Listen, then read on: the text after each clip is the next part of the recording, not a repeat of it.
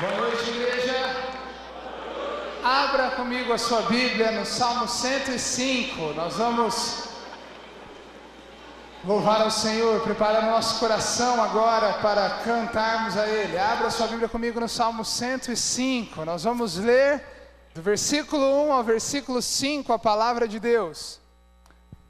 Salmo número 105, versículo 1 ao versículo 5. Olha só esse convite do salmista para mim e para a sua vida. Esse convite, meus amados irmãos, ele não é específico para você que está passando por dias felizes, ou mesmo para você que está passando por dias difíceis. Esse versículo transcende as circunstâncias da sua vida. Esse versículo é para a igreja de Cristo Jesus e é uma ordem para nós. Toda a ação aqui pedida a nós pelo salmista, ela está no imperativo, ela é uma ordem. Nós não temos o direito de escolher fazer isso ou não, nós devemos fazer. Diz assim a palavra de Deus: deem graças ao Senhor, proclamem o seu nome, divulguem os seus feitos entre as nações, cantem para Ele e louvem-no, relatem todas as suas maravilhas. Igreja, glorie-se no seu santo nome, no nome do nosso Deus. Alegre-se o coração dos que buscam o Senhor. Recorram ao Senhor e ao seu poder. Busquem sempre a sua presença. Lembrem-se das maravilhas que Ele fez, dos seus prodígios e das sentenças de juízo que pronunciou. Meu querido irmão, Cristo está aqui nessa noite. O Deus Todo-Poderoso está aqui nessa noite, para que esse culto, nós como sua igreja, o exaltemos.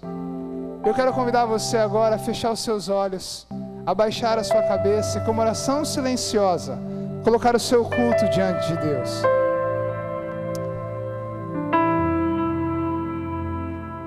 Talvez seja difícil para você nessa noite colocar em prática tudo isso que nós lemos aqui, mas eu quero dizer para você que Jesus está aqui, e nesse momento você pode se prostrar diante da sua presença e clamar misericórdia. Ele pode ainda nesse momento purificar o seu coração para que o nome dele seja adorado. Coloque o seu coração diante de Deus, meu irmão. Ore ao Senhor.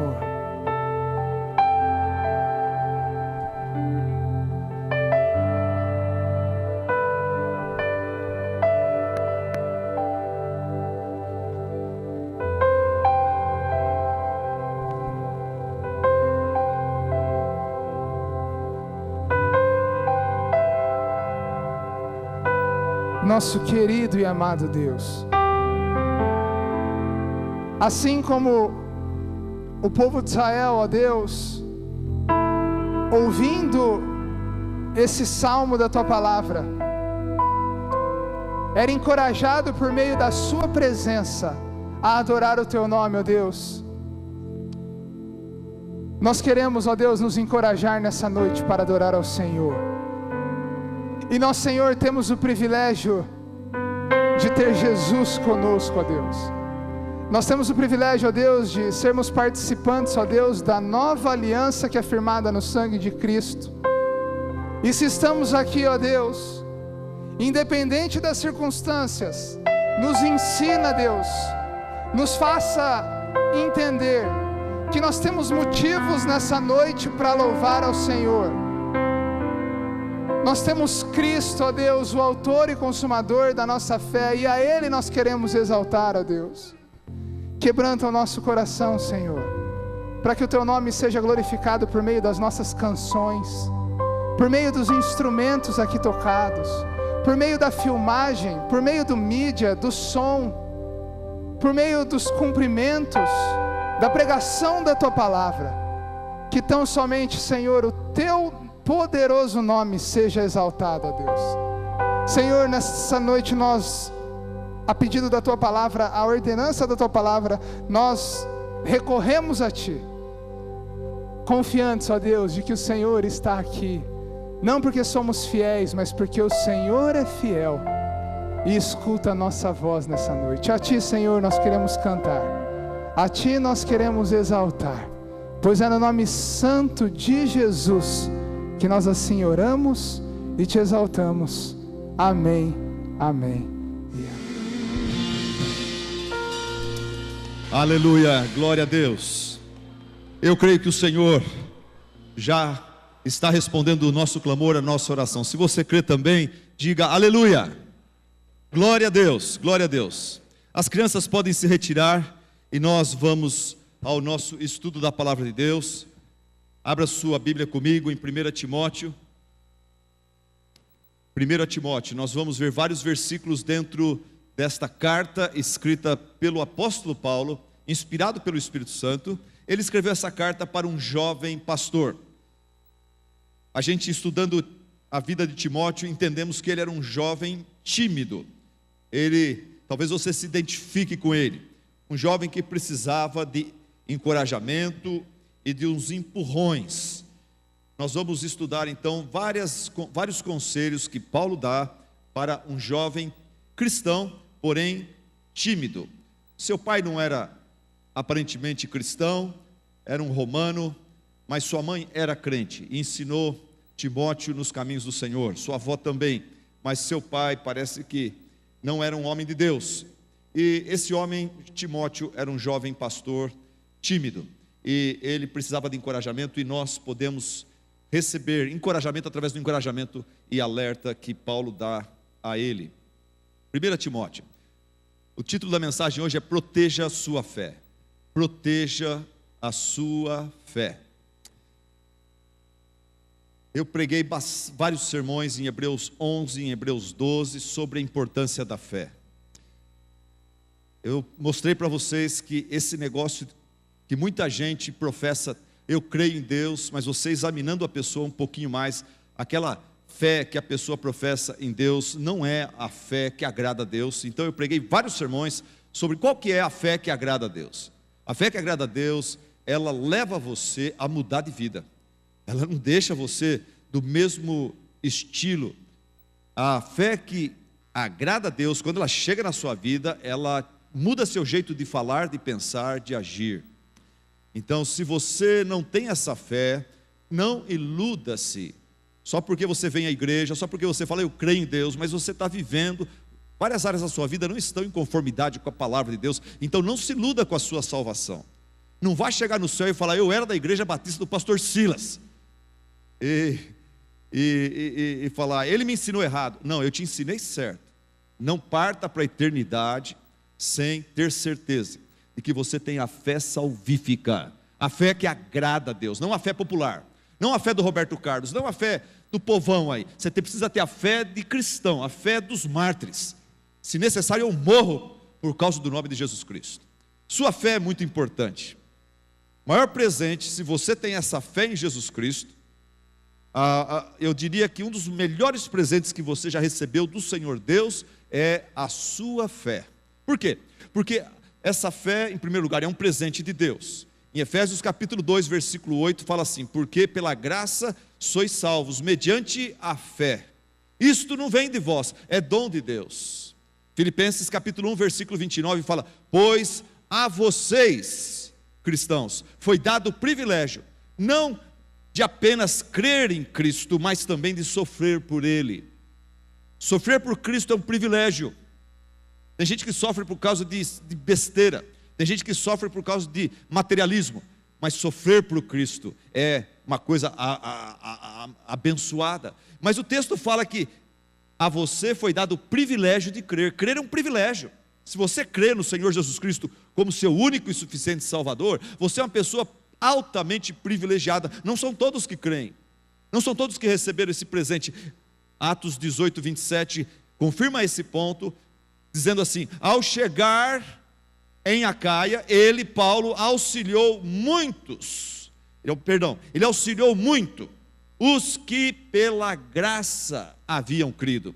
A pessoa só chega a crer em Jesus Cristo pela graça de Deus. Fé é um presente de Deus. Se você é salvo, se você crê no Senhor Jesus Cristo, louve a Deus, dê a Ele toda a honra e toda a glória. Não fica falando, eu sou melhor que fulano, porque eu creio, ele não crê. Não, você não é melhor que ninguém. Você foi um escolhido de Deus, você recebeu o presente de Deus, a salvação, que começa pela fé. Pela fé. A sua fé é um presente de Deus. A sua fé é muito valiosa.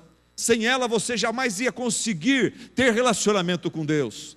Hebreus 11:6 fala: de fato, sem fé é impossível agradar a Deus, porquanto é necessário que aquele que dele se aproxima creia que ele existe e que ele é recompensador daqueles que o buscam. Sem a sua fé é impossível ser salvo. Eu já falei isso, mas vamos reconfirmar isso. João 3:36. João 3:36 fala: quem crê no Filho, Filho com F maiúsculo, está falando de Jesus Cristo. Quem crê em Jesus Cristo tem a vida eterna. Já quem rejeita o Filho, Jesus Cristo, não verá a vida, mas a ira de Deus, o julgamento, a tristeza, a disciplina de Deus permanece sobre ele. A fé liberta você da ira de Deus, liberta você de aqui nesse mundo viver de uma forma que desagrada a Deus. A fé te liga a Jesus Cristo, te liga ao próprio Deus, sua graça, sua bênção. Sem fé é impossível você se proteger do diabo. Sem fé em Jesus Cristo, você fica aprisionado nas garras do diabo. Olha o que diz Efésios 6, embraçando o escudo da fé, com o qual podereis apagar todos os dardos inflamados do maligno. Aqui está falando sobre a armadura do cristão. Nós estamos numa batalha, numa guerra espiritual, e uma das partes da nossa armadura, uma das ferramentas que Deus deu para nos proteger dos dardos inflamados do maligno é a nossa fé. A nossa fé, ela é um escudo. Ela é um escudo através do qual nós nos defendemos. O maligno lança dardos inflamados e a gente coloca o escudo da fé, aquele dardo bate no escudo e cai no chão, não atinge o nosso corpo, não atinge o nosso coração. Sua fé é muito valiosa. Sem sua fé, as suas orações seriam frustradas. Sem sua fé, esse tempo de oração aqui de nada adiantaria. Tiago 1, 5, 7 fala assim: se alguém necessita de sabedoria, peça a Deus, que a todos dá liberalmente. Peça, porém, com fé, em nada duvidando, pois o que duvida é semelhante à onda do mar, impelida e agitada pelo vento. Sua fé é muito valiosa. Sua fé é muito valiosa.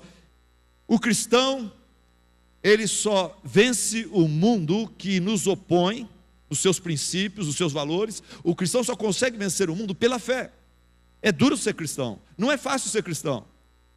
A gente chega em casa, a gente liga a televisão, eu tenho lá muitos canais, você vai, é difícil ter um canal que dá para assistir. Por quê? Porque eu sou cristão, e o que a maior parte dos canais, o que a maior parte dos programas passam, apresentam, vai contra o que Cristo me ensina, vai contra o exemplo de Cristo, vai contra a glória que eu deveria dar a Deus. Então, eu sou obrigado a ficar caçando até que acho alguma coisa que dá para assistir, e assistir ainda criticando, assistindo, peneirando tudo pela palavra de Deus. Por quê? Porque nós estamos numa batalha, nós estamos num mundo que jaz do maligno, nós estamos num mundo sem Deus, num mundo que vive de acordo com a sabedoria humana. O homem faz o que dá na sua telha, na sua cabeça.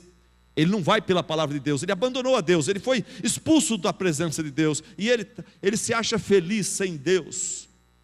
E é por causa da nossa fé, e através da nossa fé, que nós vencemos esse mundo, e a gente consegue permanecer firme ano após ano, até o dia que Deus nos chama, finalmente a gente descansa dessa batalha espiritual aqui nesse mundo. O texto fala, 1 João, capítulo 5, versículo 4, fala: o que é nascido de Deus. Nem todo mundo é nascido de Deus. Aqui está falando da pessoa que é convertida em Jesus Cristo. Ele nasce outra vez, ele é uma outra pessoa, ele pensa diferente. O que é nascido de Deus vence o mundo. Ele permanece firme até o dia de Cristo Jesus, ele permanece firme até o dia do seu funeral. O que é nascido de Deus vence o mundo, e esta é a vitória que vence o mundo, a nossa fé. A nossa fé é que nos dá condições de permanecer firmes, mesmo quando o diabo sopra com poder e procura nos derrubar. A gente permanece firme por causa das nossas convicções. Nós não vamos por aquilo que nós vemos, nós vamos por aquilo que nós cremos. Nós vamos pela revelação de Deus. Nós não atinamos, não ficamos focados naquilo que se vê, porque o que se vê é transitório, mas o que se não vê é eterno, permanece. E é assim que o cristão vive e sobrevive aqui nesse mundo. Mas esse presente maravilhoso chamado fé, fé salvífica, fé de Deus, fé em Deus, esse presente maravilhoso possui alguns inimigos. A sua fé está constantemente sendo atacada por inimigos terríveis, e é sobre isso que nós vamos falar, porque a mensagem de hoje eu vou ver através do livro de 1 Timóteo, da carta de Paulo a 1 Timóteo. Nós vamos ver o Espírito Santo dizendo para Timóteo, para mim e para você: cuidado, cuidado, proteja a sua fé. Hoje você está firme na fé? Hoje, se você está crendo em Deus, sentiu até vontade de vir para a igreja, você sentiu entusiasmo de vir para a igreja porque você está firme na fé, você não via a hora de vir aqui adorar a Deus, estar com os irmãos, abrir a palavra de Deus, ouvir a palavra de Deus. Por quê? Porque você está firme na fé. Que gostoso estar firme na fé. Mas cuidado, essa firmeza está sob ataque. Existe anjos, demônios que estão ansiosos por derrubar você, ao ponto de você não querer vir à igreja, ao ponto de você não ter mais prazer em ouvir a palavra de Deus. Vigie a sua fé, proteja a sua fé, é o que o Espírito Santo diz através desses vários versículos que veremos hoje em 1 Timóteo. Qual o primeiro inimigo da nossa fé? Qual o primeiro fonte de ataque que procura derrubar e enfraquecer e nos levar a naufragar na fé? O primeiro inimigo da nossa fé é uma consciência cauterizada. Proteja a sua fé de uma consciência cauterizada. Olha o que diz 1 Timóteo, capítulo 1, versículo 18 e versículo 19. 1 Timóteo, olha aí, capítulo 1, versículo 18. Apóstolo Paulo fala: Timóteo, meu filho. Aparentemente Paulo era mais velho que Timóteo, e ele era um mentor de Timóteo, ele era um pai espiritual de Timóteo. Ele fala: Timóteo, meu filho, dou-lhe esta instrução, segundo as profecias já proferidas a seu respeito, para que, seguindo-as, você combata o bom combate, mantendo a fé e a boa consciência, que alguns rejeitaram, e por isso naufragaram na fé.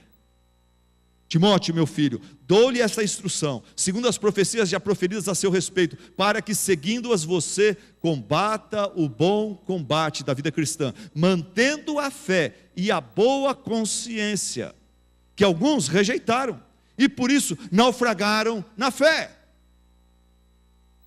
Paulo está dizendo aqui que se você bobear e ficar contrariando a sua consciência, ela vai calejar, ela vai cauterizar, e você vai naufragar na fé. Você faz uma coisa errada, a consciência dói, mas você não escuta a sua consciência, você faz outra vez, e faz outra vez, e faz outra vez, e faz outra vez.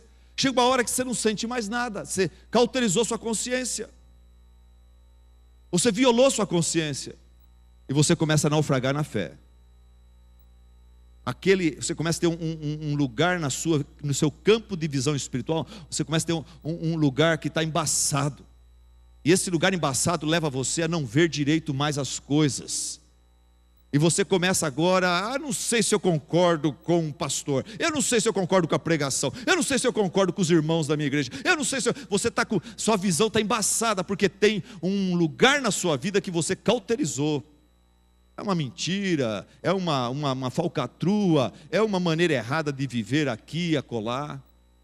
Tem uma história que diz assim que esse cidadão inteligente, ele teve que se mudar para uma outra cidade. Chegando lá, o aluguel é muito caro, ele teve que morar num bairro perigoso. O único lugar que ele conseguiu alugar a casa era num bairro perigoso. Ele não tinha escolha. Por causa do emprego, ele alugou essa casinha num bairro perigoso. O que ele fez? Ele comprou um cachorro treinado, um pitbull. E colocou, o pitbull tinha acesso em volta de toda a casa. Ele falou, vou ter pelo menos essa ajuda, esse cão de guarda treinado para proteger a minha casa. Numa das noites, ele estava feliz, o cachorro estava indo bem, ele também. Numa das noites o cachorro começa a latir. 3 horas da manhã, o cachorro está latindo. E o que ele faz? Ele vai na janela do quarto, ele não consegue dormir, o cachorro latindo, e ele grita com o cachorro, ele fala, cala a boca, fica quieto, vai dormir. E o cachorro continua latindo, alertando ele. Tem gente querendo invadir a casa, tem homens rondando sua casa. E esse homem, o cachorro continua latindo, ele fica nervoso, ele acorda, levanta, ele pega um revólver e vai lá fora e acha o cachorro e dá 2 tiros no cachorro, pá, pá, e mata o cachorro. E volta a dormir. O que você diria da atitude desse homem? O que você diria de um homem que tem um cachorro, um amigo fiel, que está cumprindo o seu dever, alertando do perigo eminente, e ele vai lá, tira o revólver e se irrita com o cachorro e mata o cachorro? Você não diria que esse homem é um doido, é um xarope?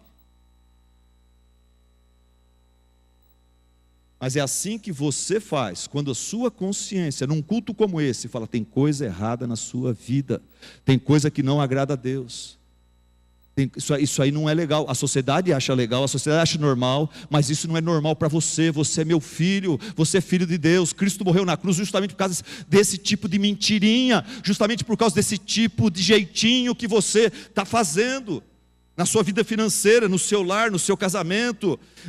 Olha, a sua consciência vai te alertando, tem coisa errada. E você faz o quê? Você pega um revólver, pum, e abafa aquela consciência. Cala a boca, consciência. Vai dormir, consciência. Eu não quero ser incomodado. Para de falar sobre isso. Para de me cutucar sobre isso. E abafa a consciência, e sufoca a consciência. Não faça isso. Ouvinte, não faça isso. Sua consciência, ela é um presente que Deus lhe deu para protegê-lo. Ela é seu amigo fiel. Se a sua consciência está lhe incomodando quanto a uma atitude sua que não está do jeito que Cristo, que agrada ao Senhor Jesus, muda a sua atitude. Obedeça a sua consciência, escute a voz da consciência. Mas não cauterize sua consciência. Não cauterize sua consciência. Fazer isso é pedir para naufragar na fé.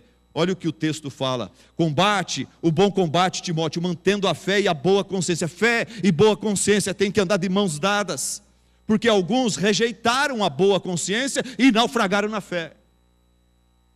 Romanos 14, 22 fala: feliz é o homem que não se condena naquilo que aprova. Feliz é o homem que não se condena naquilo que aprova. Você quer ter paz interior? Não faça nada que a tua consciência está incomodada por você estar fazendo. Abra a mão daquilo, mesmo que não vai deixar de morar num bairro chique, vai ter que morar num bairro pobre, não tem problema, mas é melhor morar num bairro pobre, é melhor não ter carro, não ter isso, não ter aquilo, mas ter paz com Deus, ter paz da consciência, do que morar num bairro chique, e você, por causa daquele bairro chique, você está violando sua consciência, e está naufragando na fé. Que adianta morar no melhor bairro da cidade e naufragar na fé? Não adianta nada. Vamos falar juntos esse verso? Romanos 14, 22, igreja, vamos lá? Feliz é o homem que não se condena naquilo. O oposto desse versículo é o seguinte: infeliz é o homem que se condena na forma como trabalha. Infeliz é a mulher que se condena na forma como ela trata seu marido, como ela trata seus filhos, como ela trata suas amigas, como ela trata o seu Deus. Eu sei que não está certo, eu não leio a Bíblia, mas eu não tenho tempo, eu não consigo. Mas Facebook, 1 hora, 2 horas, 3 horas. Infeliz é a pessoa que se condena naquilo que aprova. Infeliz é o homem que não se condena naquilo que aprova. Provérbios 28, 13. Esse verso eu tenho citado nos últimos 14 anos várias vezes. Abençoado, feliz, é aquela pessoa que confessa seus pecados e deixa. Quem encobre os seus pecados, quem encobre as suas transgressões, quem cauteriza a sua consciência, quem peca, até não sentir mais a consciência falar, a consciência incomodar, a pessoa que encobre as suas transgressões jamais prosperará, mas o que as confessa e deixa alcançará a misericórdia do Senhor. Cutuca a pessoa do seu lado e fala assim: cuidado com a consciência cauterizada, meu irmão. Cuidado com a consciência cauterizada. Segunda coisa, segundo inimigo da nossa consciência, segunda coisa que pode levar você também a fraquejar na fé, a destruir sua fé. Esse presente valioso que te salva, que te dá condições de vencer o mundo, permanecer firme e forte até o fim. Negligência familiar. Negligência familiar. A fé é um presente maravilhoso, mas se você começar a praticar a negligência familiar, você começa a fraquejar na fé também. Olha o que o texto fala. Olha o que o texto fala. Se alguém, o contexto aqui é o seguinte, o contexto é Timóteo 5,8. Paulo está falando para Timóteo sobre o cuidado que a igreja deve ter com as viúvas. As viúvas, naquele tempo não tinha INSS, não tinha seguro de vida, não tinha aposentadoria. A igreja tinha mulheres que já idosas perdiam seus maridos. A igreja não pode abandonar suas viúvas, mas Paulo fala o seguinte: olha, a igreja deve cuidar das suas viúvas sim, mas se as viúvas mais novas, aquelas que têm 60 anos para baixo, elas deveriam procurar recasar-se. Porque elas são novas, elas têm muita energia ainda. E se elas não recasam, elas são muito novas, têm muita energia, elas vão começar a fofocar e criar problema. Precisa casar. Não é bem isso que ele fala, mas eu estou interpretando aqui. Mas ele fala isso, que as viúvas com 60 anos para baixo deveriam procurar recasar, formar família. Tem outros viúvos dentro da igreja. Para que ficar sozinho? Para que ficar amargando sábado à noite sozinho em casa? Casa com um solitário. E os dois livram-se da solidão e servem a Deus juntos. Mas aí ele fala o seguinte: as viúvas que têm filhos, as viúvas que têm parentes próximos, a igreja não deveria ajudar não. Quem tem que ajudar a viúva são os filhos.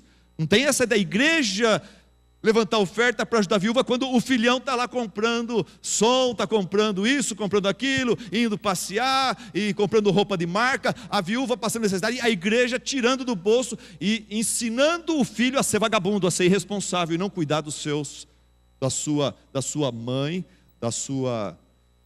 seu parente próximo. Então olha o que Paulo fala nesse contexto, versículo 8: se alguém não cuida de seus parentes, e especialmente dos de sua própria família, negou a fé, e é pior do que um descrente. Não vem dizer que você crê em Deus, tal, e sua mãe está abandonada lá, seu pai está abandonado lá. Não fala isso para mim não. Não vai chegar lá no céu e falar: eu sou crente, eu creio em Jesus Cristo, mas você tem parente que você negligencia, que você trata mal, que você não trata com amor, com o cuidado que você deveria. O verdadeiro cristianismo começa em casa, começa no lar, e não na África, e não lá no Iraque.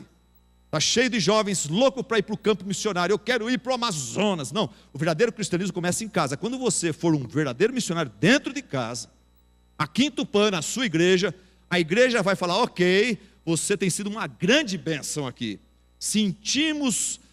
Vamos sentir a sua falta, mas você realmente tem um chamado para ir para a África. Então daí a igreja envia aquela pessoa para a África. Mas o que acontece? Às vezes a pessoa é um mau crente, é um crente capenga, não se dá bem com ninguém, é uma pessoa problemática e quer ir embora, quer ir para o campo missionário. O campo missionário na verdade é uma fuga, não é um chamado de Deus.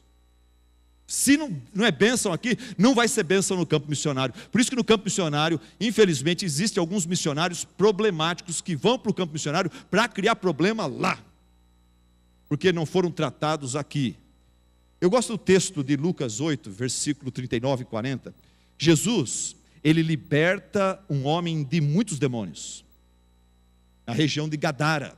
Então tem aquele homem, o gadareno, as escrituras não dão o seu nome, mas esse homem, ele estava possuído por uma legião de demônios. Ninguém conseguia conter, esse homem vivia no cemitério urrando como um animal. E Jesus vai passando por ali, e aquele homem no cemitério chama a atenção, e Jesus pergunta sobre aquela pessoa, eles informam, e Jesus, com o seu poder, com o seu amor, liberta aquele homem de todos dos seus demônios. E o gadareno, liberto por Jesus Cristo, ele suplica, diz o versículo 39, ele suplica: mestre, você me salvou, você me libertou, deixe-me segui-lo, deixe-me ir com você, pregar as boas novas. E Jesus fala para ele: não, você não vai comigo para o campo missionário não, você vai ficar em casa. Olha o que Jesus diz no versículo de Lucas 8:40, mas Jesus o mandou embora, falando: você não vai comigo não. O que Jesus fala? Você, gadareno, volte para casa e conte o quanto Deus lhe fez. Assim o homem se foi e anunciou a toda a cidade o quanto Jesus tinha feito por ele.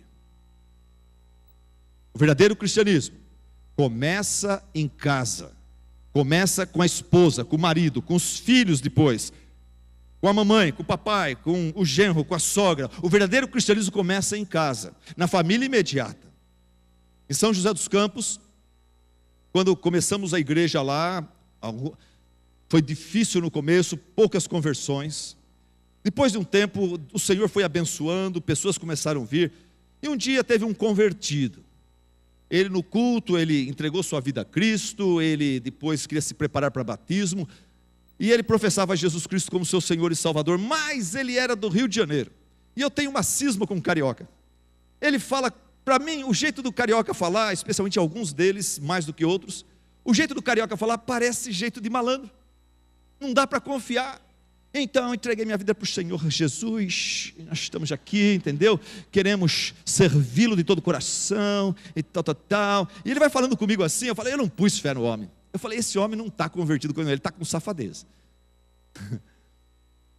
E ele era cabeleireiro, carioca, cabeleireiro, meio vaidosinho. Eu não pus fé no homem, Carlão. Falei: não vai. Mas ele logo veio, marcou uma hora comigo, falou: pastor, depois que eu me converti, o Espírito Santo está me incomodando muito com uma questão. Eu falei: o que foi, Fernando? Ele falou, o Fernando hoje é pastor, mas o Fernando falou assim: na minha vida pregressa, eu engravidei uma moça, e eu tenho uma filha de 3 anos, e eu não sei onde essa moça está, eu tenho uma vaga ideia, mas eu fugi, eu saí fora da responsabilidade de pai, nunca dei um tostão, eu só tenho uma noção de como a menina era quando recém-nascida, mas eu saí fora, eu fugi, eu fui um covarde. Eu fiz aquilo que só coisa do diabo mesmo, ter filho e não cuidar dos filhos. Mas o Espírito Santo está me incomodando muito, pastor. E eu quero achar onde está essa moça, onde está essa criança, e eu quero assumir. Eu tenho um salário, não é muita coisa, mas eu quero assumir, eu quero ir na lei, eu quero assumir essa criança, eu quero dar meu nome, eu quero dar, não sei se a minha esposa já se converteu, ou se ela já casou, não sei qual a situação, mas o Senhor me ajuda. E a igreja era bem pequena, eu tinha bastante tempo, e nós começamos a fazer ligações e traçar aonde está essa moça. Um dia nós pegamos o carro e fomos para Guarujá, saímos de São José dos Campos, fomos para Guarujá. Essa moça trabalhava como empregada doméstica numa casa muito bonita, num bairro chique. Ela morava numa casinha atrás da casa grande e bonita. A princípio ela ficou meio arredia, com bronca, obviamente, ela tinha motivos para isso, com bronca do rapaz, mas ele deu testemunho dele de conversão a ela, e abraçou a sua filha, tiramos uma foto, e ele se prontificou a manter contato, a dar o nome para a criança, e a começar a dar o sustento mensal para aquela criança. E quando ele fez isto, meu coração pastoral falou: realmente houve salvação na vida desse carioca. Ele está salvo. Isso é sinal de conversão, isso não é papo furado, não é só eu aceito Jesus, tal, quero ser membro da igreja, quero cantar no coral, quero ser pastor. Não, quando a pessoa se converte, há mudanças radicais que acontecem no interior da vida da pessoa. Ele começa a lutar contra o pecado que antes ele camuflava, que ele enganava, que ele achava que estava enganando todo mundo, enganando a Deus. E cuidado, a negligência familiar, ela leva você a perder a sua fé, a afundar-se na fé. O cristianismo verdadeiro começa no lar. Pai, marido, pais e maridos aqui presentes, como é que vocês, diante de Deus, podem responder a pergunta: como é que está o seu relacionamento com a sua esposa? Como é que está o seu relacionamento com os seus filhos? Mulheres, esposas, como é que está o seu relacionamento com o seu marido? Como é que está o seu relacionamento com os seus filhos? Filhos, como é que está o seu relacionamento com os seus pais? Como é que está o seu relacionamento com os seus irmãos? Como é que está o seu relacionamento lá em casa? Lá em casa você é o xarope, lá em casa você é o problemático, lá em casa você é aquele que é folgado, ou você é bênção, você é alguém que a família louva a Deus pela sua presença, pelo seu testemunho, pela forma como você vive e convive com os outros. E eu vou um passo além, porque agora eu sou vô. Então eu diria: e vocês, genros e noras, como está o seu relacionamento com a sua sogra, com o seu sogro? A Bíblia, pelo que eu entendo, ela ensina que quando você casa com alguém, o pai e a mãe daquele alguém passa a ser seu pai e sua mãe também. E o mandamento honra seu pai e sua mãe se aplica também ao sogro e à sogra. Não vem com essa: eu amo meu marido, mas eu não amo a mãe dele e o pai dele. Isso daí não procede. Isso não passa pelo crivo do cristianismo. Você vai precisar se virar e aprender a se dar bem com o seu sogro, orar pela sua sogra e aprender a se dar bem com eles.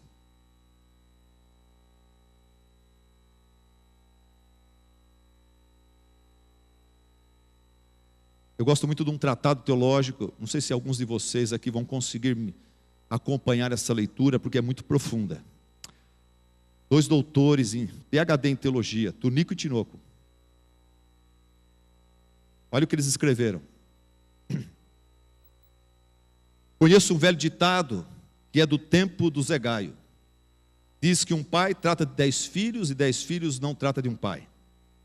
Sentindo pesos dos anos, sem poder mais trabalhar, o velho peão estradeiro com seu filho foi morar. O rapaz era casado e a mulher deu de implicar: você manda o velho embora se não quiser que eu vá. E o rapaz, com coração duro, com seu velho foi falar: para o Senhor se mudar, meu pai, eu vim lhe pedir. Hoje aqui da minha casa o Senhor tem que sair. Leve esse couro de boi que eu acabei de curtir, para lhe servir de coberta aonde o Senhor dormir. O pobre velho, calado, pegou o couro e saiu. Seu neto de 8 anos, que àquela cena assistiu, correu atrás do avô, seu paletó sacudiu. E metade daquele couro, chorando, o neto pediu. O velhinho, comovido, para não ver o neto chorando, partiu o couro no meio, e ao netinho foi dando. O menino chegou em casa, seu pai foi perguntando: para que você quer esse couro que o seu avô ia levando? Disse o menino ao pai: um dia, pai, eu vou me casar, e o senhor vai ficar velho e comigo vem morar. Pode ser que aconteça de nós não se combinar. Essa metade do couro eu vou dar para o senhor levar.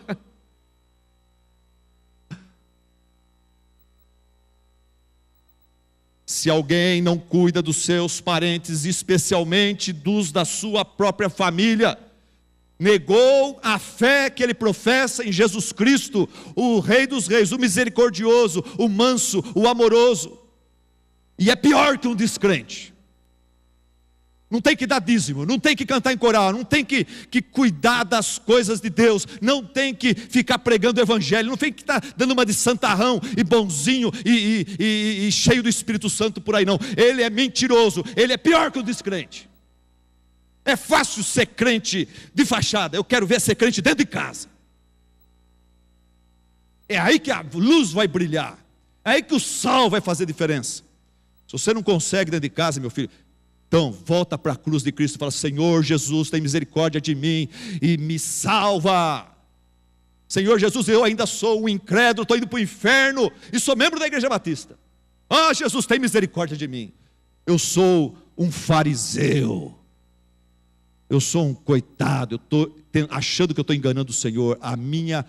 Meu estilo de vida não bate com a minha profissão de fé. Eu sou um fariseu, eu sou um hipócrita. O cristianismo verdadeiro começa no lar. Proteja a sua fé. Sua fé é valiosa, sua fé é maravilhosa. Ela leva você a ter relacionamento com Deus, a alcançar a salvação, a vencer o mundo. Sua fé leva você a orar e ver suas orações sendo respondidas. Proteja a sua fé da consciência cauterizada, da negligência familiar. Você que é servo de Deus, professor de EBD, líder de célula, pastor, você que é pastor igual eu, Renato, você que é pastor, Keile, você que cuida de tantas pessoas na igreja, não negligencie seu marido, não negligencie sua esposa, não negligencie seus filhos. Eu louvo a Deus que meu pai me ensinou a brincar. Ele brincava com a gente de lutinha, ele rolava no chão, ele não era aquele pastor que ficava emoldurado no púlpito, no Senhor segurando a Bíblia, só falando das coisas de Deus o tempo todo. Meu pai, na mesa de refeição, depois de orarmos com reverência, sem zoeira, o momento de oração não é o momento de zoar, não é o momento de fazer piadinha, em nome, como que é? Aquelas piadinhas que se faz, eu nem vou fazer aqui, aquelas piadinhas que se faz na hora da refeição, na hora da oração na refeição. Melhor não orar então, se vai zoar, vai brincar com oração, não brinca, oração é coisa sagrada. Meu pai não fazia isso, na hora da oração, a oração era séria. Mas assim que orava, sério, na mesa de refeição, meu pai fazia piadas, brincadeiras, descontraía o ambiente, era gostoso estar perto dele, Ele brincava com a gente. Você que é pastor, você que pensa em ser pastor, você que é líder dentro da igreja, você brinca com seus filhos. Não brincar com os filhos é negligência familiar. Vamos sair disso aqui, vamos para o terceiro ponto. Mas primeiro, fala para a pessoa do seu lado, cutuca, fala, olha, cuidado com a negligência familiar. Cuidado com a negligência familiar. Isso não é para os outros, não, é para você. Deus está falando com você.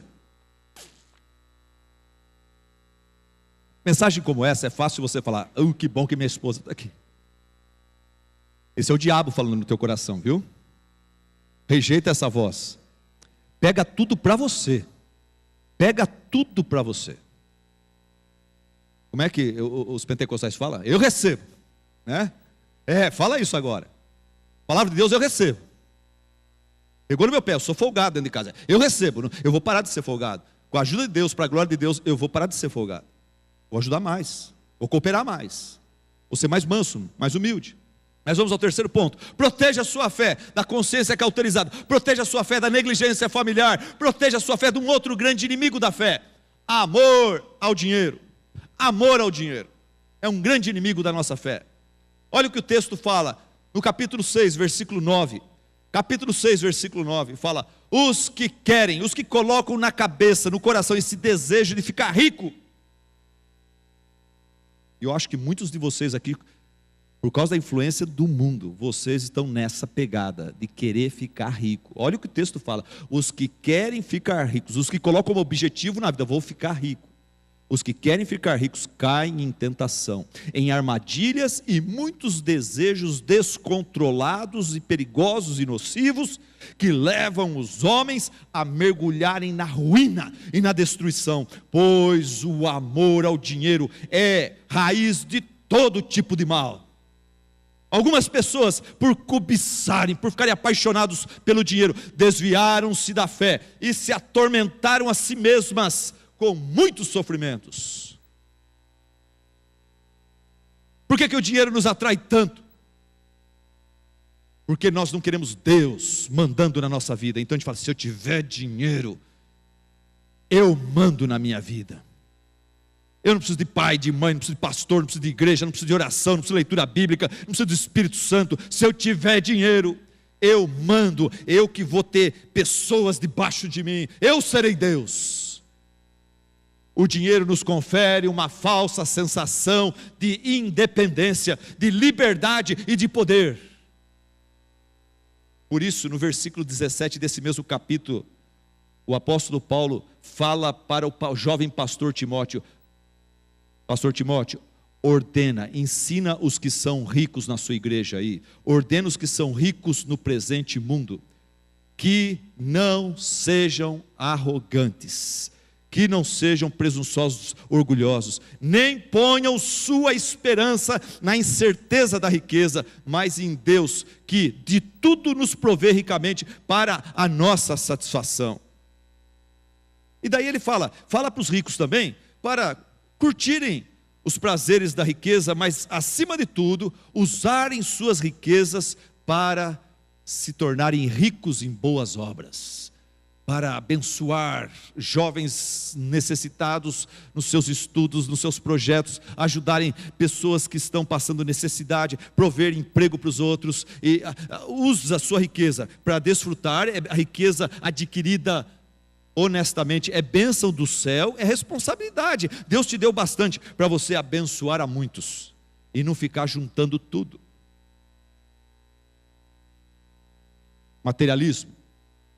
Materialismo é você substituir Deus, sua presença, seu amor, suas promessas, sua providência, sua graça, substituir Deus pelo dinheiro e todas as coisas que o dinheiro pode comprar.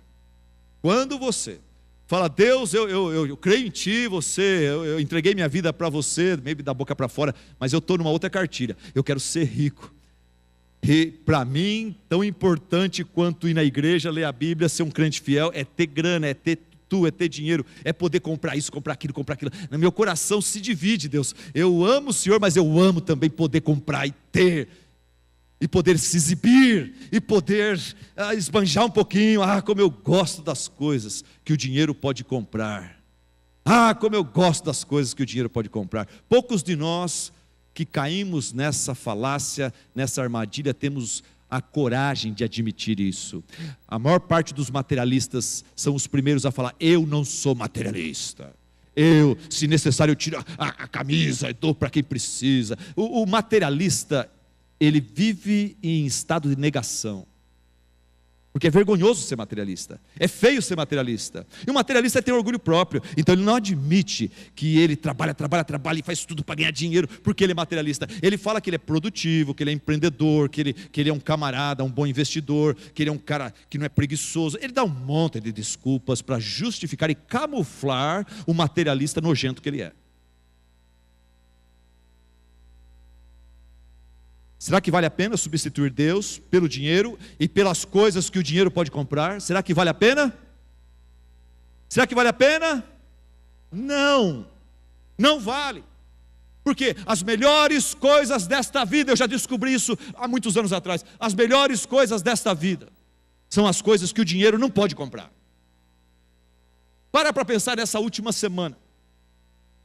O que foi que mais te alegrou o coração? Você vai ver que não foi algo que o dinheiro pôde comprar. Essa semana eu comi fora, eu comprei um sapato, eu pus gasolina, eu arrumei meu carro, eu fiz isso, fiz um monte de coisa relacionadas ao dinheiro.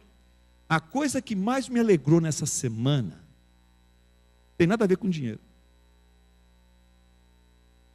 Foi chegar na casa do Asa e da Rebeca, que vieram de São Paulo, para ficar um tempo aqui com a gente agora, férias da Rebeca. E eu chegar na casa dela, e a minha netinha, a Ana Elisa, ela me vê, ela regalar os olhos, e ela correu em minha direção, e ela veio correndo, ela me abraçou, e ela abraçou apertado, e ela me beijou, e segurou o beijo, segurou, até minha bochecha ficar descompensada. Que gostoso, eu senti por dentro uma alegria que milhões e milhões não podem conferir.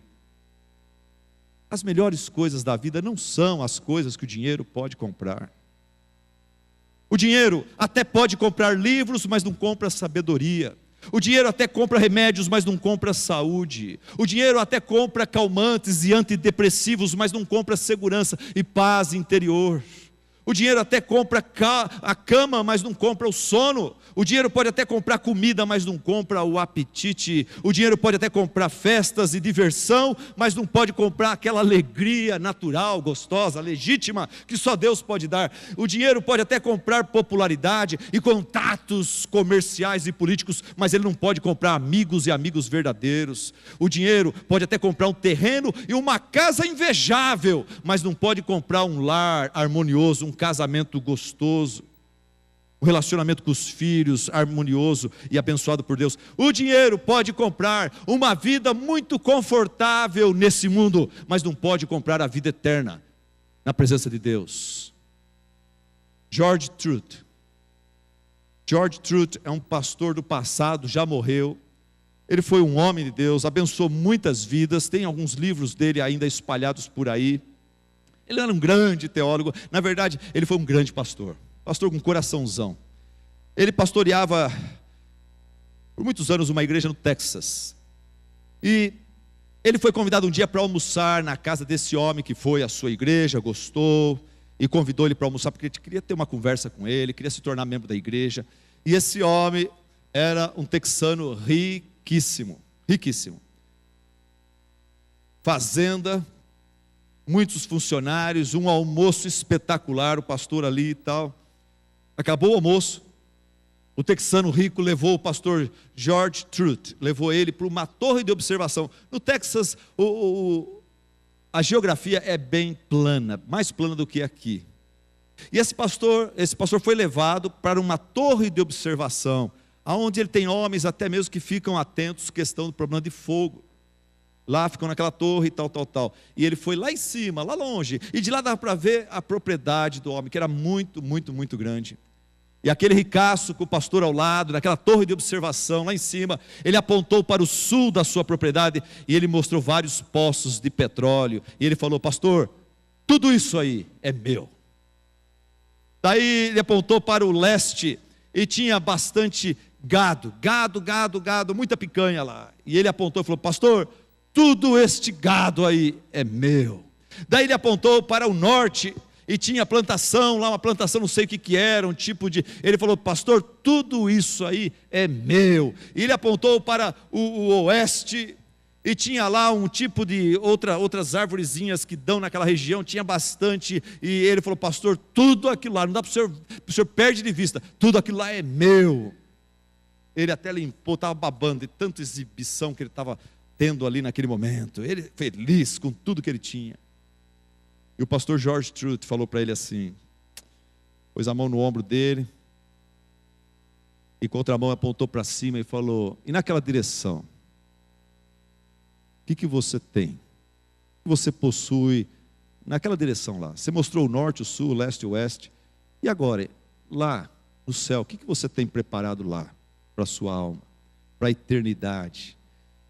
E esse homem falou: uau, pastor, nunca pensei nisso. Ouvinte, pense nisso. O que você tem preparado, te aguardando lá no céu?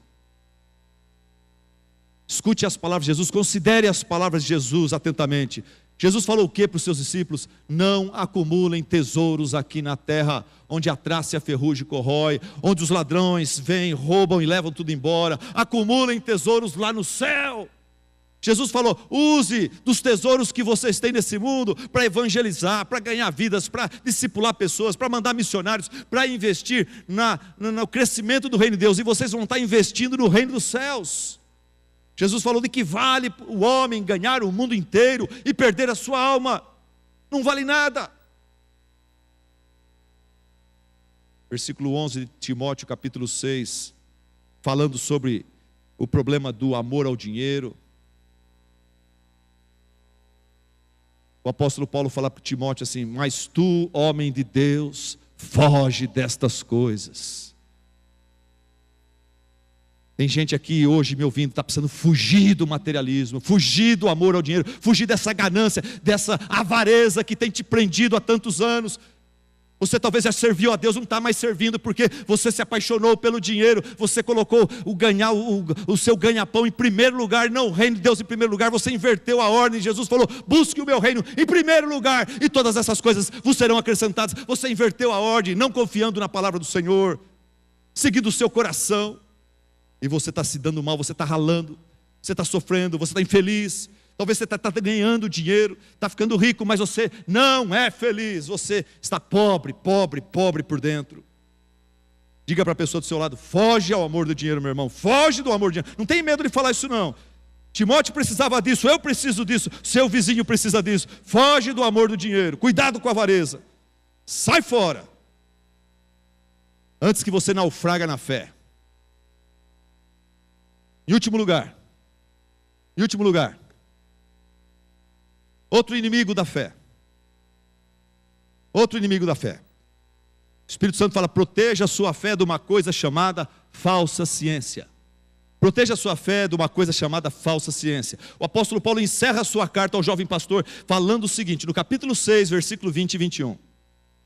Olha como ele encerra a sua carta. Ele fala: Timóteo, guarde o que lhe foi confiado.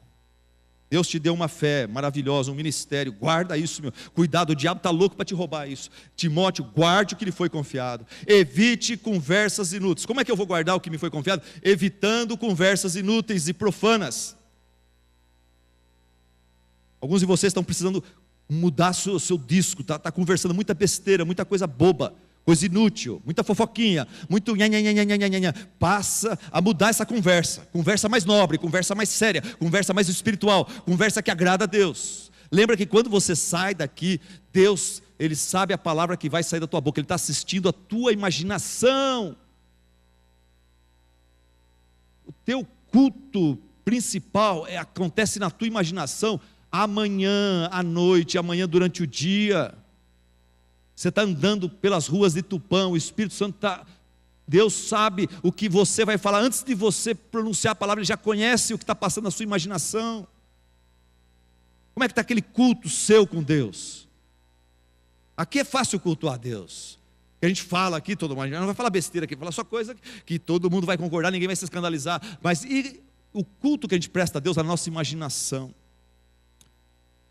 Mas cuidado com a falsa ciência. Vamos voltar ao versículo, capítulo 6, versículo 20. Timóteo, guarde o que lhe foi confiado, evite as conversas inúteis e profanas e as ideias contraditórias do que é falsamente chamado conhecimento.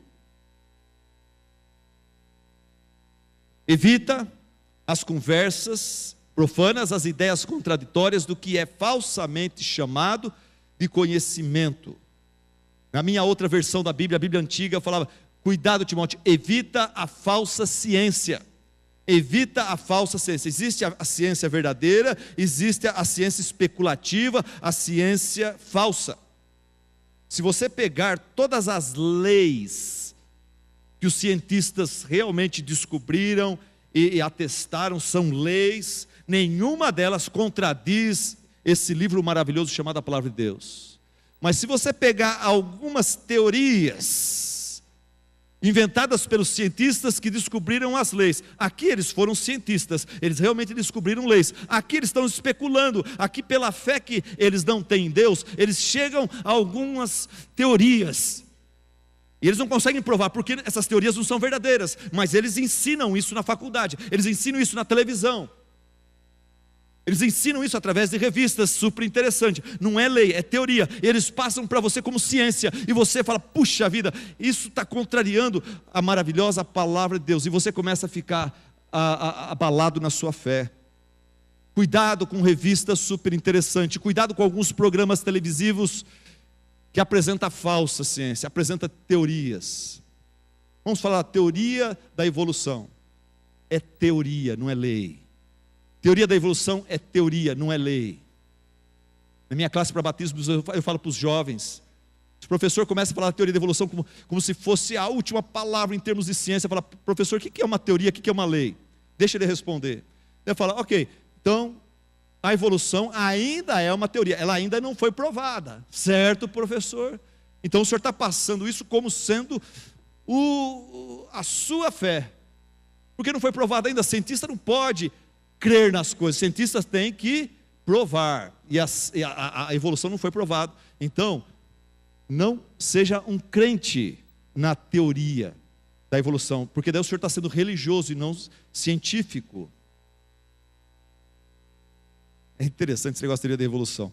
Quando a gente nasce, a gente começa a aprender a pensar, a entender as coisas, a falar um pouquinho, e a mamãe e o papai começam à noite a ler historinhas para a gente. E uma das historinhas que eles leem para a gente é de um sapo que recebe um beijinho e se transforma num príncipe. E a gente, uau, né, vai dormir com aquela ideia tão estranha e grandiosa. Um sapo se transforma num homem. Mas depois você cresce um pouco mais, você amadurece e você fala, que absurdo essa ideia de que o sapo se transforma em homem. Mas um dia você termina o colegial e vai para a faculdade. E lá um professor com PhD, ele tenta pôr na sua cabeça que o sapo vira homem mesmo. E você fala, ué, oxê. Eu quando era criança, tudo bem, essa história é para criancinha. Eu cresci e vi que é um absurdo. Agora o professor com PhD está querendo falar que sapo vira homem. Gente, qual o problema do sapo virar homem? Tem um problema seríssimo. Descobri essa semana. Cientistas falam que a gente começou de uma sopa aminoácida e tal, o negócio foi, daí primeira bactéria. Uma bactéria, daquela bactéria ele foi evoluindo. E hoje temos o ser humano. Bactérias se transformam, evoluem e chegam ao ponto de como um ser humano. Qual o problema com isso? O problema com isso é o seguinte: quando se estuda o DNA humano e dos seres vivos, a ciência desconhece e nega a existência de algum processo genético cumulativo. A ciência nega que haja um processo de adição genética. Em outras palavras, a ciência observando, ela nunca viu. E ela nega que você e sua esposa, casando-se, você e sua esposa, tendo sexo, ela engravida, você e sua esposa têm 22 mil genes no seu DNA, e o seu filho nasce com 24 mil, 25 mil genes, 26 mil, evoluiu. Seu filho tem mais genes, tem mais do que você, não tem isso. O que acontece às vezes é mutação, e normalmente as mutações é quando perde gene, perde informação genética. Um lobo, daqui a pouco a gente consegue com aquela genética do lobo fazer um cachorrinho bonitinho, engraçadinho, mas ele tem que perder informação genética para ser um cachorrinho. Não dá para adicionar, dá só para perder. E quando um gene fica esquisito e há mutação, normalmente é uma coisa, nasce uma criatura aleijada. Imagina como nós já vemos, algumas pessoas nascem com outro dedo, aquele dedo não é melhor para jogar basquete, aquilo vai atrapalhar, precisa cortar, tirar fora. As mutações normalmente são problemas, são anomalias, não são bênçãos. Mas os cientistas sabem que não há processo genético cumulativo. Como é que pode uma bactéria que tem 500, no seu DNA tem 500 genes, se transformar num homem que tem mais de 22 mil genes no seu DNA, sendo que não há processo cumulativo de genes no DNA? Não tem resposta para isso. Não tem resposta para isso. E daí o professor vai falar para você o seguinte: não, mas isso aconteceu milhões e milhões de anos. Esse negócio de milhões e milhões de anos é a vara de condão da fada da teoria da evolução. Quando a gente não entende, não fala, mas foi milhões e milhões e milhões de anos, aí você fala, você fica tão perdido com tantos milhões que você fala, deve ter acontecido, em algum lugar deve ter acontecido alguma coisa. Deixa eu falar outra coisa sobre a falsa ciência. Agora aqui eu me exponho demais, vocês orem por mim, tenham misericórdia de mim, tá bom? Mas eu tenho que falar isso, não quero ofender ninguém aqui. Falsa ciência. Esse é o trabalho chato do pastor, no sermão tem que ter uma parte dessa aqui. A gente gosta de ser popular, a gente gosta de ser querido, mas tem que cutucar o leão com vara curta. E daí na porta mesmo a gente recebe umas duras. Vamos lá, olhem por mim. Falsa ciência. Falamos da evolução. É fácil falar da evolução, todo crente concorda, evolução é um absurdo. Mas vamos falar de falsa ciência. Vamos falar de quando homens sem Deus, com certos títulos, se propõem a ajudar outros homens a curar problemas da alma. Daí a coisa fica feia. Daí o negócio fica ruim mesmo. A falsa ciência, homens que recebem títulos dados pelos homens, eles não creem em Deus nem na palavra de Deus. E eles falam, eu vou ajudar pessoas com problemas interiores, pessoas com problemas na alma. A pergunta é, como que pode alguém sem a ajuda de Deus, sem a orientação da verdade, a palavra de Deus, ajudar um outro ser humano criado por Deus, que está com um problema na alma? Jesus falou, sem mim nada podeis fazer. Jesus falou, conhecereis a verdade e a verdade vos libertará. Mas esse especialista, ele não crê em Jesus e ele não quer saber sobre verdade. Provavelmente ele, por causa da sua academicidade, ele crê que tudo é relativo. Ele é um pluralista. Para ele não tem uma verdade, não tem Jesus, não tem um caminho, uma verdade. A Bíblia fala, a lei do Senhor restaura a alma. A lei do Senhor restaura a alma, a lei do Senhor alegra o coração. Como é que pode uma pessoa sem a lei do Senhor, sem o testemunho do Senhor, restaurar a alma dos outros, trazer alegria de volta ao coração do pecador? É um problema isso. É um problema isso. Deixa eu falar para você a diferença entre sabedoria humana e sabedoria divina. Há uma grande diferença. Sabedoria humana fala, creia em si mesmo, confia no seu taco. Isso não é Jesus falando, isso é o mundo falando. Jesus fala, creia em mim, confie somente em Deus. Bem-aventurado aquele que não confia em homens, em príncipes. Maldito o homem que confia no homem. Jeremias 17:5. O mundo fala, lute para ser o número 1, imponha-se. Não seja bobinho não, lute, imponha-se. Jesus fala, os primeiros serão os últimos. Aquele que quer ser grande, se torne como servo, baixa a bola.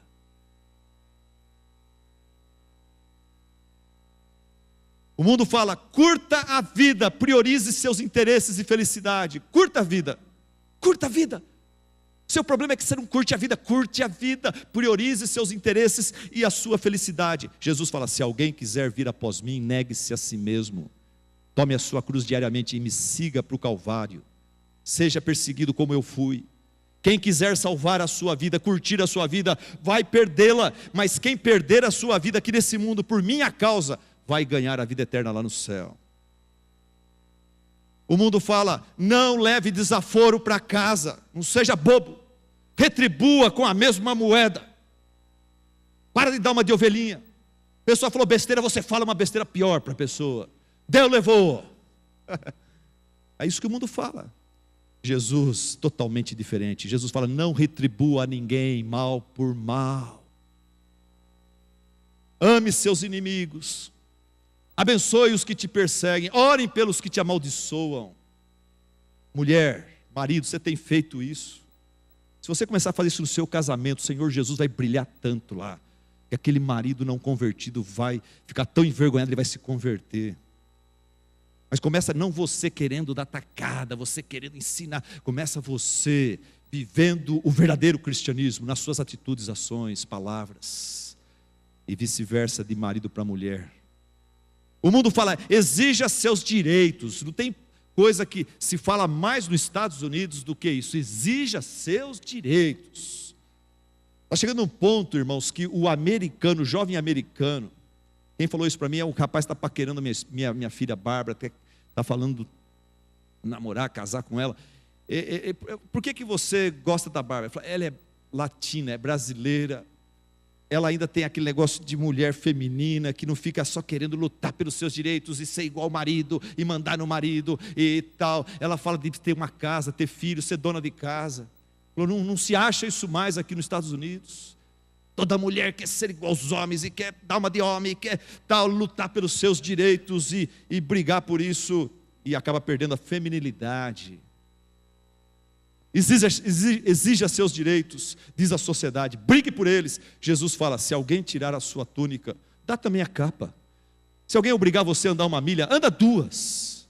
Quando eu era pequeno eu pensava, tem que andar 2 mesmo. Se a pessoa obriga a andar 1, eu vou, daí eu tenho que voltar a dar 2. Jesus...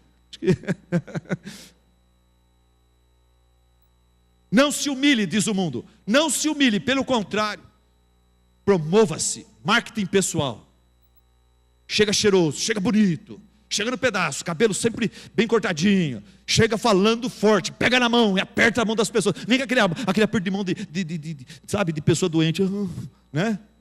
Pega, né? Marketing pessoal. O mundo ensina a gente isso. Não se humilhe, pelo contrário, promova-se. Jesus fala o quê? Humilhe-se sobre a poderosa mão de Deus, e Ele, no tempo dele, vai te exaltar. O mundo fala: ganhe dinheiro, muito dinheiro, ajunte o máximo que você puder. Jesus fala: não, faça seu melhor e deixe os resultados com Deus. Deus dá, Ele promove um, rebaixa outro, Ele dá para um, tira aqui, põe lá. Deus é quem cuida dos resultados. Para de querer dar uma de Deus. Faça seu melhor profissionalmente falando, mas não exagere. Não adianta virar à noite. Trabalhe 8 horas por dia, 10 horas por dia. Domingo, vai para a casa do Senhor, cuida da sua família, cuida das coisas de Deus. Não tenta trabalhar 7 dias por semana. Se Deus não te abençoar com o seu trabalho honesto, não adianta você se matar. O Salmo 127 fala sobre isso. Inútil vos será dormir de madrugada, acordar cedo e arranjar 3 empregos, se o Senhor não edificar a casa do servo obediente, submisso a Ele. Em vão trabalha e se mata o filho desobediente. Contente-se, a Bíblia fala: contente-se, aprenda a contentar-se com a provisão de Deus. Se você tem comida, moradia, roupa no corpo, louve a Deus por isso. Para de ficar querendo mais. Jesus falou: cuidado, guardai-vos de todo e qualquer tipo de materialismo, avareza, porque a vida de um homem não consiste no número de bens e de propriedades que ele acumula nessa vida. Que adianta o homem ganhar o mundo inteiro e perder sua alma? Encerrando, sua fé, ela é valiosíssima, ela é muito importante. Cuide bem dela, proteja a sua fé. Proteja a sua fé desses inimigos, esses inimigos terríveis: consciência cauterizada, negligência familiar, amor ao dinheiro, falsa ciência.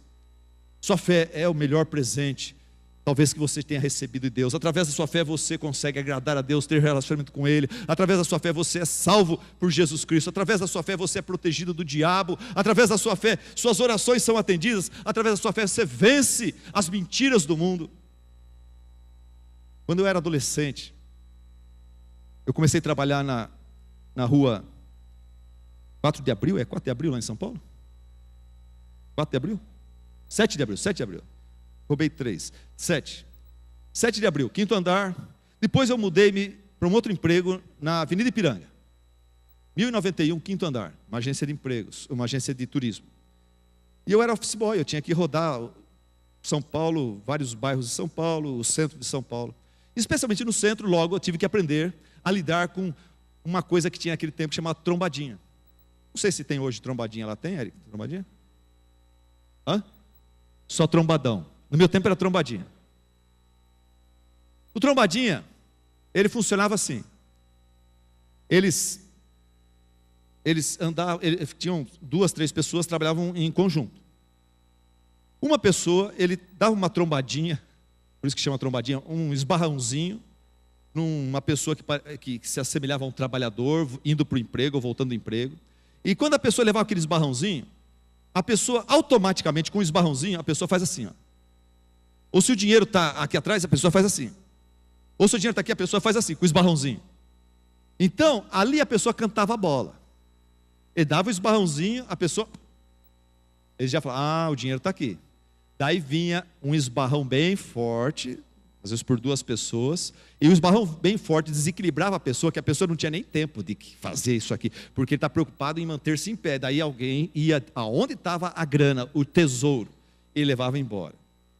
Que coisa triste.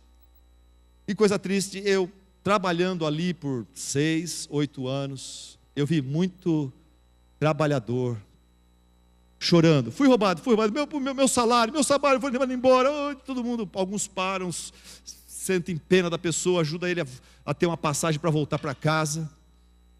Às vezes eu vi pessoas chorando, falando, minha poupança, pois eu tirei tudo, eu juntei tantos anos, a pessoa levou tudo, a poupança foi embora. Estava na bolsa, a bolsa está rasgada. Que coisa triste, que coisa revoltante, horrível, ver um trabalhador perdendo, sendo assaltado, e o seu salário do mês, seu sustento do mês indo embora. Que tristeza ver um aposentado perdendo sua aposentadoria, ajuntada com tanto esforço, com tanto suor. Que coisa horrível, que coisa triste. Mas deixa eu dizer uma coisa para você hoje à noite. Pior do que você ter o seu salário do mês roubado, ou sua poupança assaltada, é você ver a sua fé indo para o espaço. É você ser roubado na sua fé em Deus, e você perder essa fé em Deus, e perder essa intimidade com o Criador da sua alma, o seu Pai Celeste, e se desligar dele, e passar a viver como se você fosse um animal selvagem, um andarilho existencial, sem pai, sem mãe nesse mundo, tendo que se virar por si mesmo. Que coisa horrível é isso. Por isso, cuidado com o seu maior tesouro, que é a sua salvação, é o seu Cristo, o seu Deus, a sua fé que te liga a Ele. Cuidado com esses ladrões, cuidado com esses trombadinhas espirituais chamado consciência cauterizada, negligência familiar, amor ao dinheiro e falsa ciência. E o Espírito Santo está falando para mim agora aqui, falar um negócio para vocês, porque tem gente que está aqui, e está precisando dessa palavra. Eu dei uma lição, vários alertas, várias exortações, muito bom para quem está já firme na fé. Você sai daqui vigiando mais. Mas tem gente aqui que está enfraquecido na fé, está caído espiritualmente. Tem gente aqui que nem salvo é ainda. E Deus está mandando eu dizer para você o seguinte: no livro de Mateus tem um verso que descreve Jesus com uma palavra profética do Antigo Testamento, e fala sobre a natureza do ministério de Cristo.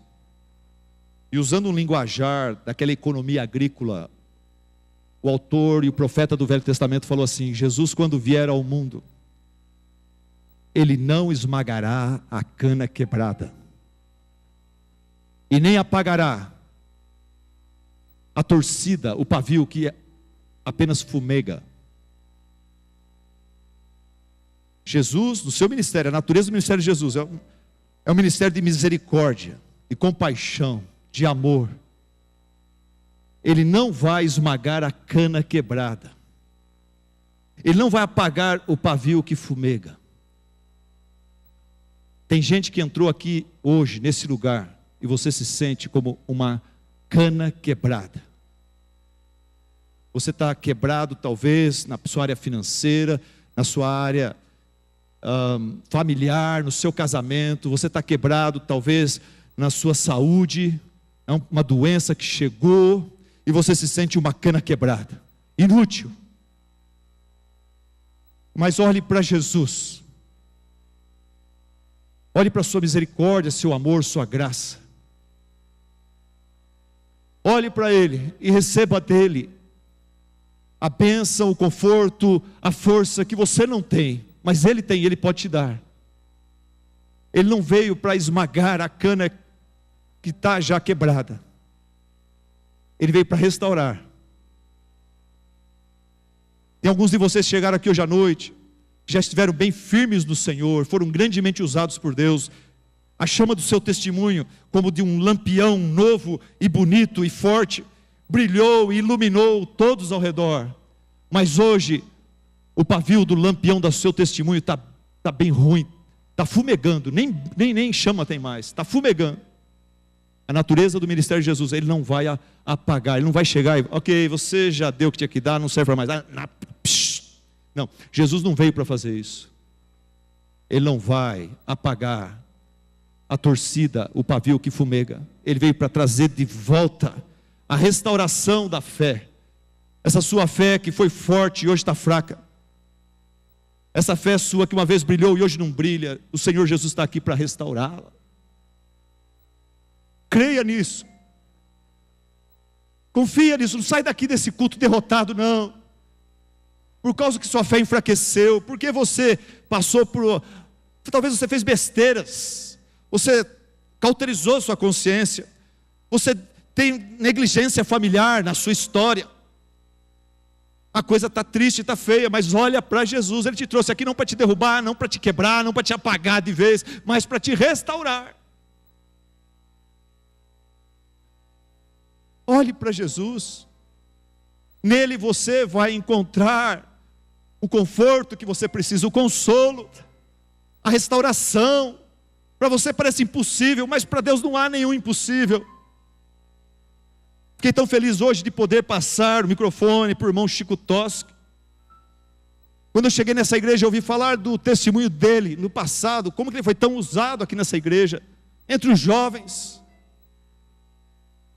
E algumas coisas aconteceram, e esse irmão, ele continuou na igreja, mas bem afastado, não tinha nenhum cargo, nada, por anos. Parecia um pavio que fumegava.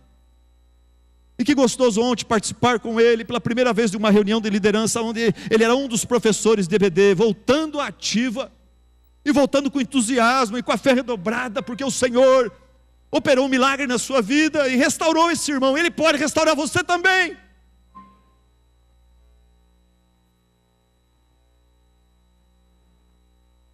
Baixe sua cabeça, feche seus olhos. Você precisa orar por você mesmo, você precisa orar por alguém que está no seu coração agora.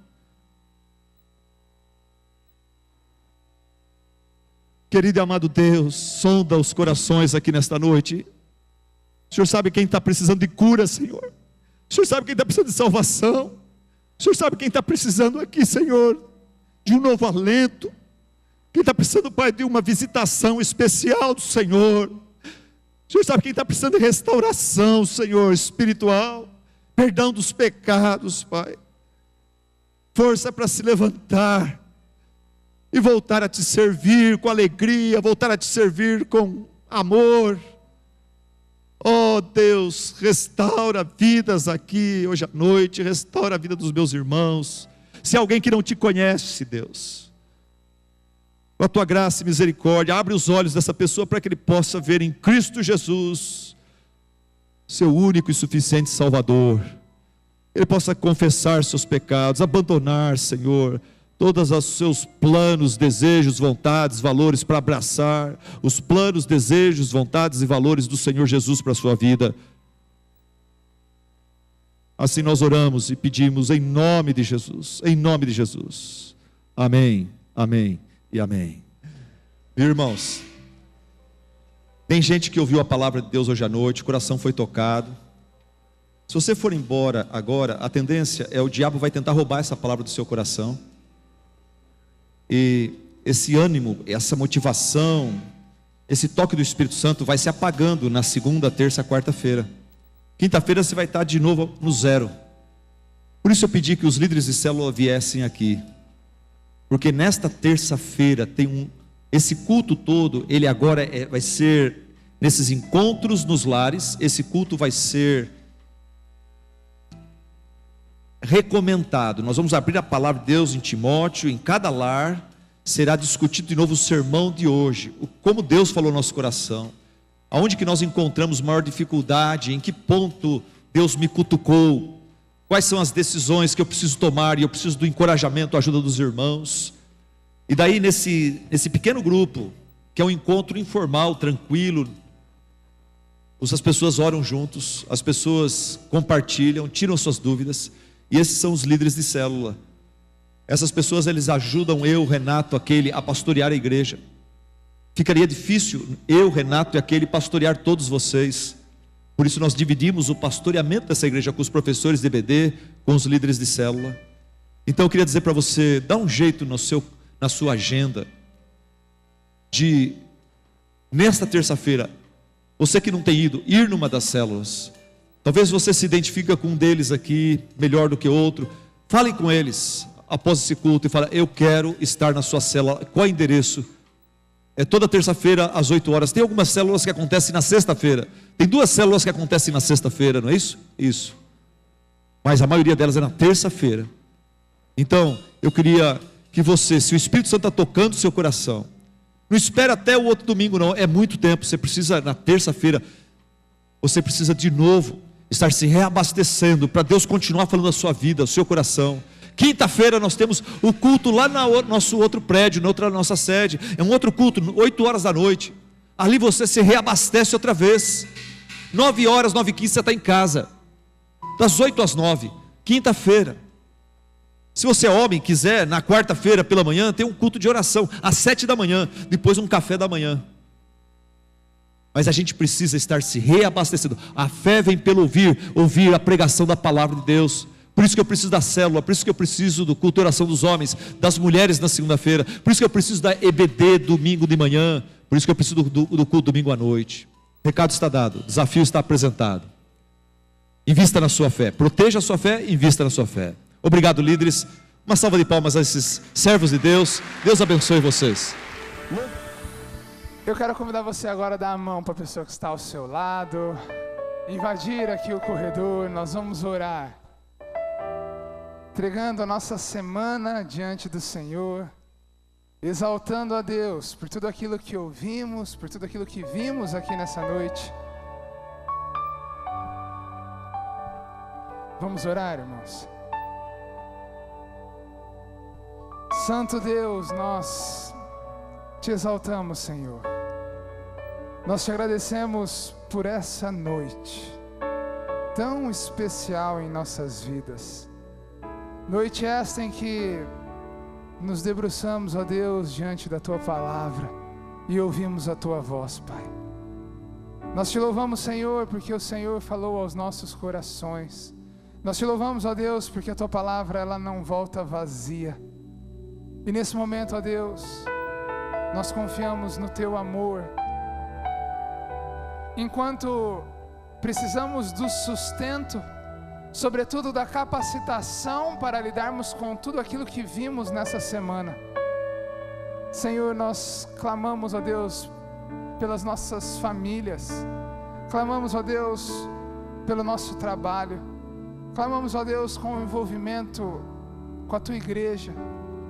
Senhor, nessa semana nós clamamos a Ti, que o Senhor nos cerque no Teu amor, nos conduza, ó Deus, na graça de Jesus Cristo, e nos permita, ó Deus, constante comunhão com o Teu Santo Espírito, pois essa, Senhor, é a oração do Teu povo, povo precioso, remido pelo sangue de Jesus, e é no nome de Jesus, o nosso Rei, que nós assim oramos e Te exaltamos. Amém e amém. Uma boa semana a todos vocês. Vamos na graça e na paz do nosso Senhor Jesus.